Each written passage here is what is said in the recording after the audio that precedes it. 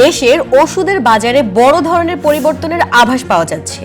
সম্প্রতি স্বাস্থ্য মন্ত্রণালয় জাতীয় ওষুধ মূল্য নির্ধারণ নীতিমালা 2025 অনুমোদন করেছে। এই নতুন নীতিমালার মূল উদ্দেশ্য সাধারণ মানুষের চিকিৎসার ব্যয় কমানো এবং ওষুধের প্রাপ্যতা নিশ্চিত করা। নতুন নীতিমালা অনুযায়ী প্রতিটি ওষুধ কোম্পানিকারী প্রতিষ্ঠানকে কিছু কঠোর শর্ত মেনে চলতে হবে। কোম্পানিগুলোকে তাদের মোট বার্ষিক বিক্রির অন্তত 25% আয় করতে হবে অত্যাবশ্যকীয় ওষুধ বিক্রি থেকে। কোনো কোম্পানি যদি এই 25% শর্ত পূরণে ব্যর্থ হয় তবে তারা নতুন কোনো ওষুধের অনুমোদনের জন্য আবেদন করতে পারবে না। অর্থাৎ নতুন ওষুধের লাইসেন্স পেতে হলে অত্যাবশ্যকীয় ওষুধের উৎপাদন বাড়ানো বাধ্যতামূলক। গত 8 জানুয়ারি সরকার জাতীয় অত্যাবশ্যকীয় ওষুধের তালিকা সম্প্রসারণের ঘোষণা দিয়েছে।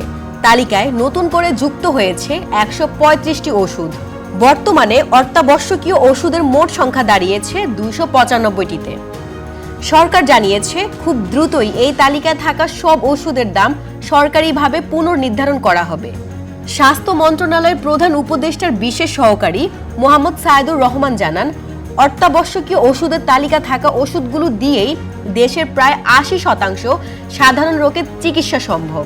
এই ওষুধগুলোর দাম নিয়ন্ত্রণ করা গেলে সাধারণ মানুষের চিকিৎসা ব্যয় উল্লেখযোগ্যভাবে হ্রাস পাবে এবং স্বাস্থ্যসেবা হবে আরও অন্তর্ভুক্তিমূলক।